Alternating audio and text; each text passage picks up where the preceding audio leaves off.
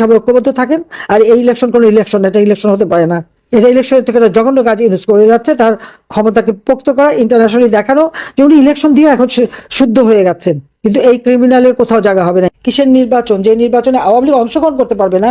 50%-এর উপর মানুষ আওয়ামী লীগকে সমর্থন করে। সেই আওয়ামী লীগকে ব্যান করার অবৈধ ক্ষমতাধারী ইউনূসের কোনো অধিকার নাই। কোন অধিকার বলে সে বলে আওয়ামী লীগ ব্যান্ড? কোন যোগ্যতার বলে? ডাকাতি করে ক্ষমতা দখল করেছে।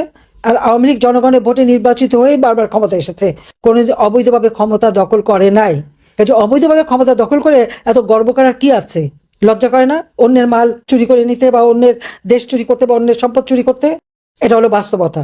কাজে এদের হাত থেকে দেশকে রক্ষা করতে হবে। হ্যাঁ, অত্যাচার নির্যাতন তারা করে যাচ্ছে। আমাদের অগণিত নেতা কর্মীকে আমরা হারিয়েছি। প্রায় আমাদের 10,000 আওয়ামী লীগের নেতা কর্মীকে ইউনূস হত্যা করেছে, গুম করেছে, নির্যাতন করেছে, আহত করেছে। একদিন সেই হিসাব বেরোবে, জবাব দিতে হবে। এবং কোথায়, কোন কোন এলাকায় আমাদের কত নেতা কর্মীর বাড়িঘর লুটপাট করেছে, কত নেতা কর্মীকে নির্যাতন করেছে, মামলা দিয়েছে। আজকে লক্ষ লক্ষ, প্রায় 5-7 লক্ষ নেতা কর্মীর বিরুদ্ধে মামলা। আর কারাগার তো ভরে ফেলেছে। কই আমার আমলে কি এরকম কারাগার ভর্তি ছিল বিরোধী দল দিয়ে? সেটা তো ছিল না। সুনির্দিষ্ট মামলায় যে কটা এবং সুনির্দিষ্ট অপরাধে যে কটা, সেই কটাই। এখন তো মামলাও লাগবে না, অমনি গ্রেপ্তার করো। এ হলো ইউনূসের রাজত্ব।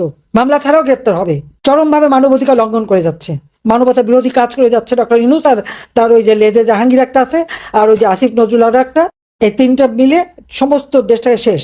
আর একজন হলো পরিবেশবিদ, এসে সিলেটের পাথর খেয়ে ফেলেছে, সেন্ট মার্টিন পুড়িয়ে দিয়েছে। আওয়ামী লীগ আমলে খালি মামলা করতো আর পয়সা কামাতো, এখন পাথর বেচে পয়সা কামালো। আজকে বাংলাদেশটা একটা দুঃশাসনের কবলে পড়েছে, যে জঙ্গি সন্ত্রাসীদের হাতে পড়েছে। এই জঙ্গি সন্ত্রাসী ইউনূস এবং তার তেলা চামুন্ডা দেশকে আজকে ধ্বংসের দিকে নিয়ে যাচ্ছে। এই দেশকে রক্ষা করতে হবে সকলকে ঐক্যবদ্ধ হয়ে। সবকিছু ভুলে যে সবাই এক হয়ে দাঁড়াতে হবে, রুখে দাঁড়াতে হবে। আর যেখানে নৌকা নাই, আওয়ামী লীগ ইলেকশন করতে পারবে না। আওয়ামী লীগের ভোটাররা কেন যাবে ভোট দিতে? অনেক জায়গায় হামলা দেওয়া হচ্ছে, হুমকি দেওয়া হচ্ছে। কেন? ভোট দেওয়া তার স্বাধীনতা, মানুষের ইচ্ছা। সে ভোট কাকে দেবে না দেবে সেটা তার স্বাধীনতা। কিন্তু এখন তো ভোট আগেই হয়ে গেছে, রেজাল্ট আগেই হয়ে যাচ্ছে। এটা হলো বাস্তবতা। হ্যাঁ না ভোটের হ্যাঁ আগেই হয়ে যাচ্ছে। তো এটা কোন ধরনের মানে উন্নতিটা করলো আমার প্রশ্ন।